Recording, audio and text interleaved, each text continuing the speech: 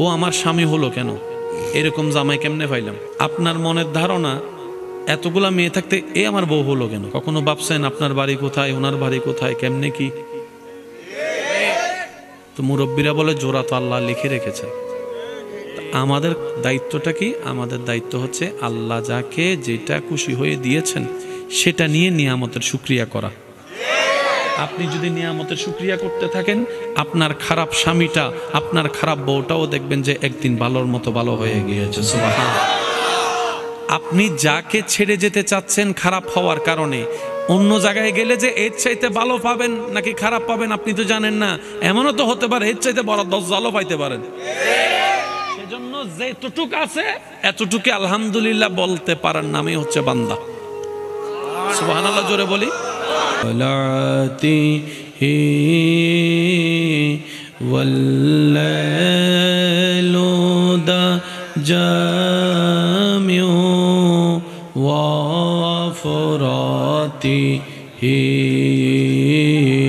আল্লাহু আল্লাহু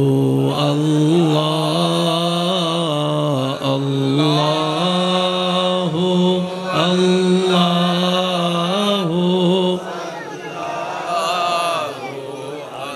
শেষবারের মতো যার যত শক্তি আছে সবাই মিলে মোহাব্বতের ইমানি আওয়াজে, একই আওয়াজে আল্লাহু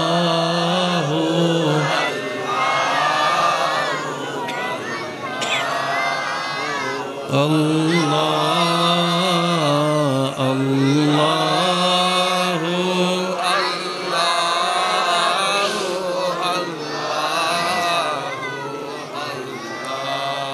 অধ্যকার এলাকাবাসীর আন্তরিকতায়, মাজার কমিটির ব্যবস্থাপনায়, জনাব জসিমউদ্দিন সাহেবের সভাপতিত্বে আজকের হযরত শাহ সুফি কুতুবউদ্দিন শাহ রহমতুল্লাহ আলাইহির বার্ষিক ইসালে সওয়াব উরুস মাহফিল উপলক্ষে আয়োজিত এই আজিমুশান নুরানি ইমানি মাহফিলের মান্যবর মেহমানে আলা, ফখরুল ওয়াইজিন, মুজাহিদে মিল্লত, রৌনকে আহলে সুন্নত, হুজুর আল্লামা মৌলানা কুতুবউদ্দিন আল কাদেরী মাদ্দাজিল্লুহুল আলী সাহেব, আজকের মাহফিলের সম্মানিত প্রধান আলোচক, রৌনকে আহলে সুন্নত, রৌনকে মিল্লত, হযরতুল আল্লাম জনাব মৌলানা মাহফুজ উদ্দিন আল কাদেরী মাদ্দাজিল্লুহুল আলী সাহেব সহ আমন্ত্রিত ওয়াদিগার ওলামায়ে কেরাম, বিশেষ করে স্কুল কলেজ ভার্সিটি মাদ্রাসার প্রাণপ্রিয় ছাত্র ভাইয়েরা,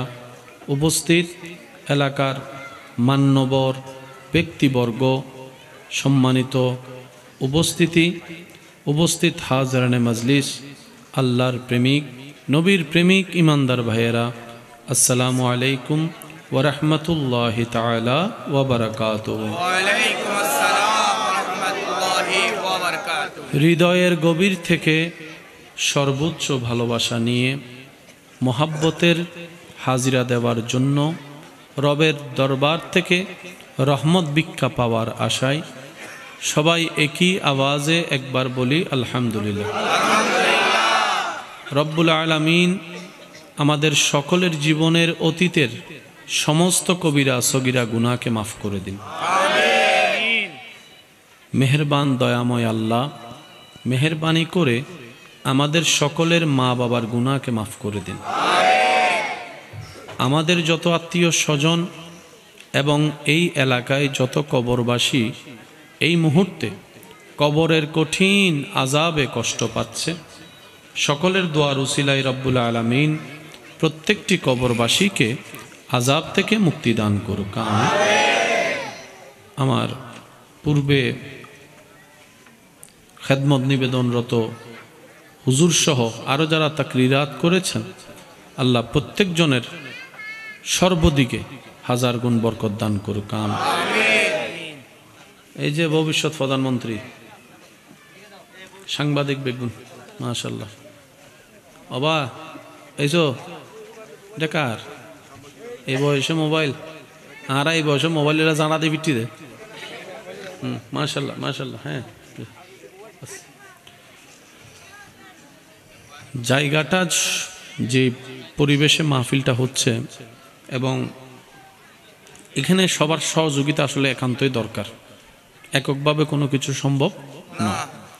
তো আমি অনুরোধ রাখব, যতক্ষণ আল্লাহ তাআলা আমি অধমকে বলার তৌফিক দান করবেন, এই সময়টুকু সবাই একটু মনের কান দিয়ে শোনার চেষ্টা করবেন। বলি ইনশাআল্লাহ। আমার কোনো কথা কাউকে নেওয়ার দরকার নাই, গ্রহণ করার দরকার নাই, তবে অনুরোধ রাখব প্রত্যেকটি কথা ভেবে দেখবেন নিরপেক্ষ বিচারক হয়ে, কারণ জানার পরও তো কিছু জানা বাকি থাকে। কি বলেন আপনারা?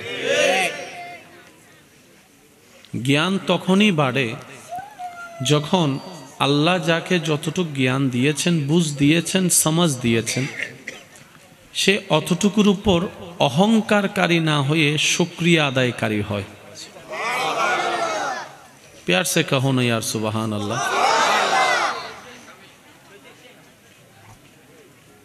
নিয়ামত বেড়ে যায় যদি নিয়ামতের উপর বান্দা অহংকার না করে শুকরিয়া। সবাই অহংকার, যদি কষ্ট না হয় আপনাদের একটু বলেন অহংকার। এটা কি একজনের জন্য না সবার জন্য? এটা কি অন্য ধর্মের মানুষের জন্য নাকি মুসলমানও আছে? আল্লাহুম্মা সাল্লি আলা সাইয়্যিদিনা মাওলানা মুহাম্মদ ওয়া আলা আলি সাইয়্যিদিনা মাওলানা মুহাম্মদ। ইবে সিডেঙ্গে আওয়াজ নয়, মেজাইনে গোস্তা হাইয়ের আওয়াজ বিললে ছোট হইলে বাজি মামলা দনের হতা সেখানে জোরে জোরে আল্লাহুম্মা সাল্লি আলা